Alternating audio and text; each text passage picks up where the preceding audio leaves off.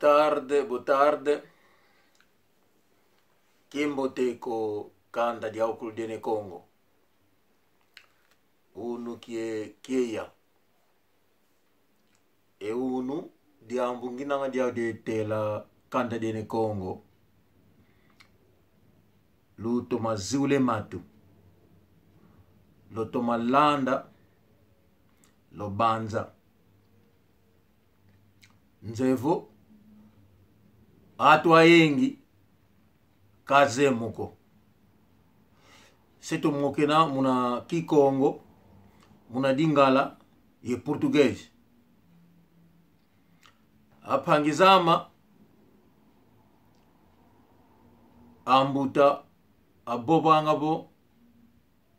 Nakamba bo. Nge mutu. Kata uninanga. Kumoni dimboteko. E kata disongele bo nge mutu. Okonda kwa kwe tona. Nge mutu okonda ngindu ye tona. Na konda ngindu ye tona disongele bo nge mutu. Kuna kwa ku mako. Vavala uninanga ngeye. Ninga ke pamba.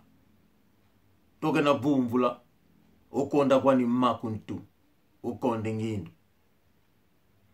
E wau mambu ibobe unu. Luzi ule matu. E ndiona uni nange kata. Yandika baku sa mambu ito abobako. Kansi ndiona uni nange ngindu ye tona. Ye ngangu. Sika sasula. Apangizama. Napo kuna zombo. Disongelebo kuna vata. E zombo disongelebo vata dieto Angola. Bandeko na Angola tozali na 60% ya tribu acide otobengaka uvimbundu entre guillemets vulgairement to utilisaka batu ya sud ya Savimbi. Donc tribu oyo baga uvimbundu. Bazali 60 à 65%. Mais tout tient 60%. Ba Kikongo bazali 20%. Donc 80 déjà. Donc yo 20 itwa sala tulinanga ye Kimbundu, Ngangela, Chokwe, Kwanyama, vamos lá dizer 20% também. Faz 100% de Angola. Uau, mbutazeatu, na tutala voko na sulu, inangaye 60%, 60%. Ba Congo, 20%. Todos na província do Zaire, na província do Uige. E temos o resto, que é chamado Uvimbundu, Umbundu, Ngangela, Chokwe, Kwanyama. 20% ou 25%. Soi-disant. Batu oya sidi Angola, ba Uvimbundu. Majorité, bakenda na Zambie. Na ndambu bazaki na Côte d'Ivoire. Mingi baki na Côte d'Ivoire. Surtout Arménie fia sami baki na Côte d'Ivoire. Majorité batu ya sidi aukulu akwende kuna Zambia. Donc na Zambie toza na quantité bele ndambu batikana na Namibie. To imagine. Batu ya Lingala, batu ya ba Congo, ndambu na Congo Brazzaville, majorité Congo Kinshasa. Vraiment, Congo Kinshasa, ndambu Congo Brazzaville. Ba Congo le 20%. E waunu na tutala empela efnela kitivena no Congo Kinshasa kalendele kwa mmako. Avidi mwangana. Asidi koko. Empela atu kili kuna Congo Brazzaville abaki de kifumu kuna bata. Akotele. Endambo akele yaugo esibata akele kuna Brazzaville avidi vutuka kubata.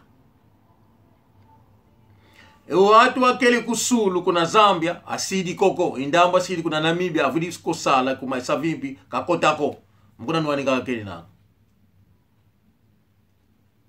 mkuna saa sulingi na unu aukulu avuende atomese maukulu wakeli kumbazi avidi vutuka disongele bo ato akeli kukitsasa esi bakongo avidi vutuka au wata kele ku Zambia akele ku Namibia ku Costa de Marfim Côte d'Ivoire au kulu avidi vutuka eto kulu mukana vwani tu nange baki mosi wau diambu zoli kulu gibula idiadi kuma watu atuka ku Congo Brazzaville katako na fuluka ku ekubatako ena vangi mambi ena yuma ena bonde yatu katomo bangako ba Congolais ya Brazza oyo kutuba edaki impela ezo a pouvoir to mona kateke no baya ko envahir baya ko tonda na Angola ko sala ba crime soki ma to mona kangote to monite bangolais oyo parce que bazalaki na Zambie bakoli kuna batangi kuna bazongi alors ba Zambie olabiki no bon bangolais ba ekipe mingi ya sidi ba sali ba classe bon biso pe ba Zambie to ne ko tonda na Angola to sala ba crime kuna to mona ka bangote je dis bien 60% ya sidi donc majorité Angola parce que na Zambie na Namibie kaka moi ba Congo ya 20% ndambo ekendeki na Congo Kinshasa ekendeki na Congo Brazzaville mais to monite ba Zambien to ba Ivoirien baya ko envahir Angola baya ko tonda soki to moni bango te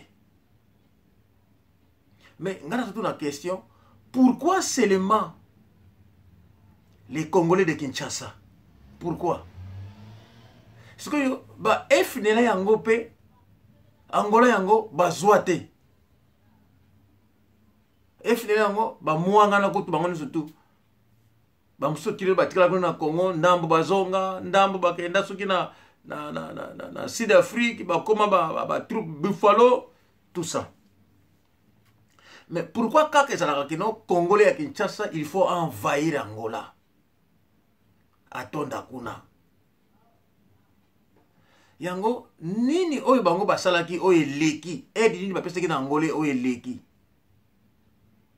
ngai franchement nandimaka na ngai Congolais oui nandimaka bango nasengaka merci parce que na kopesa exemple nga moko soki lelo nazala mayele ya classe c'est grâce que tozalaki accepté na Congo bien que tozalaki maltraité muzombo wana na ba classe botelemaka mais nasengaka merci ba classe ezalaki kuna toyena privilège ya kotanga bien que tozalaki kopeye biso moko baminerval na biso na bakotravailler baparent na biso durement mpo bazwa moyen ya koprendre soin na biso ce qui est vrai mais tozalaki mwa chance ya kosala baétude donc exemple nga moko c'est grâce que navandaki na Congo natangi kuna après ça biso ne surtout tozongi na Angola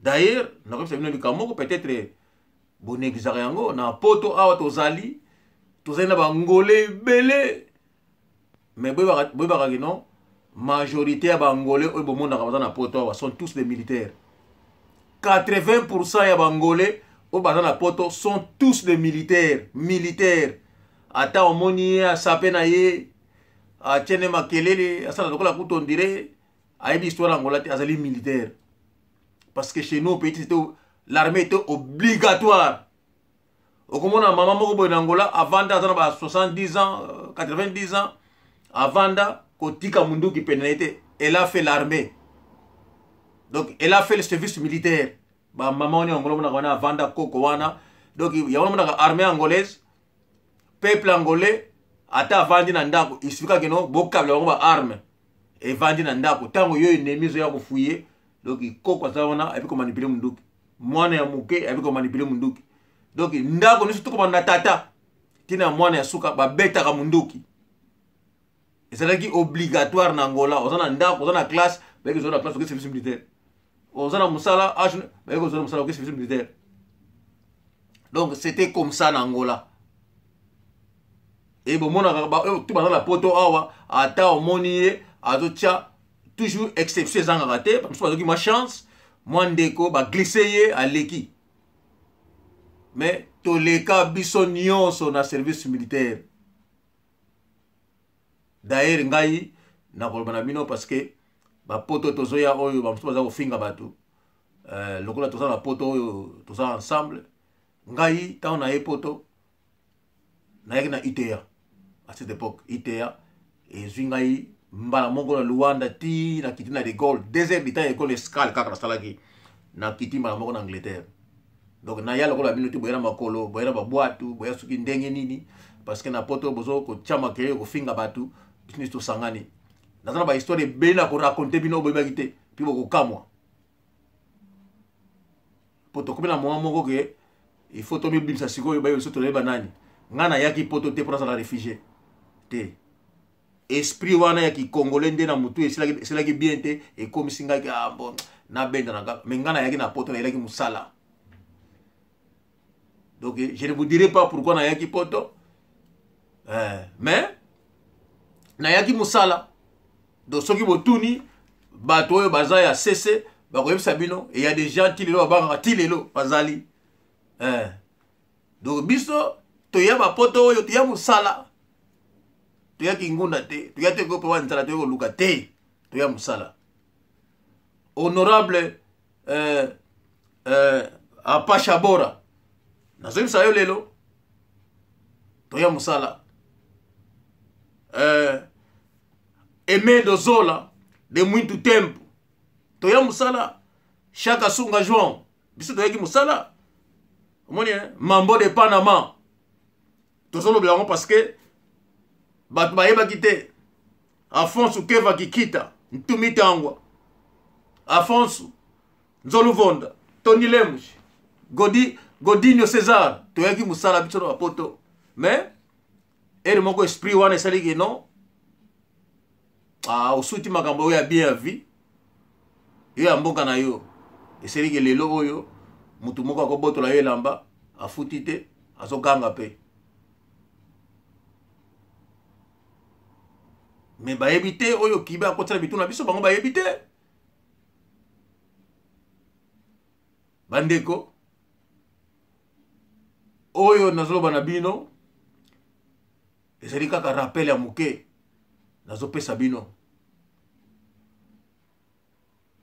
pourquoi lelo kaka bango il faut awa na poto osala moke ayelaki yo azwi elamba opesaki ye mbongo afuti su te pozaka poka aza mozombo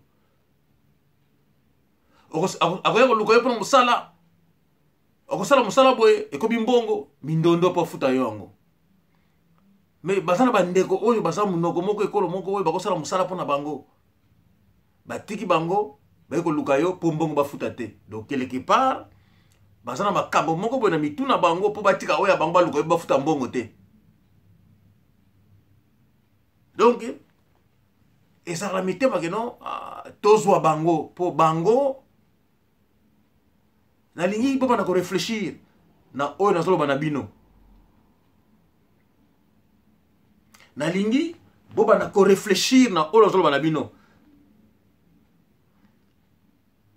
est-ce que na bandeko na bango moko mpe basalaka yango est-ce que mpona nini bazambi batondi na Angola te 60% ya majorité bato ya sud mais pourquoi bazambi batondi na Angola te pourquoi bakongolais ya Brazza bayaka na Angola te basala bacrime ndenge congolais ya Kinshasa ya kosala nazobaka na bangolais mpo baréfléchir na koloba ngo susu na portugais pour peuple angolais sikoyo a comprendre makambo susu bayebaki te tozoke na niveau moko sikoyo ke non makambo tokosilisa yango deuxième épisode ezali na soki en attendant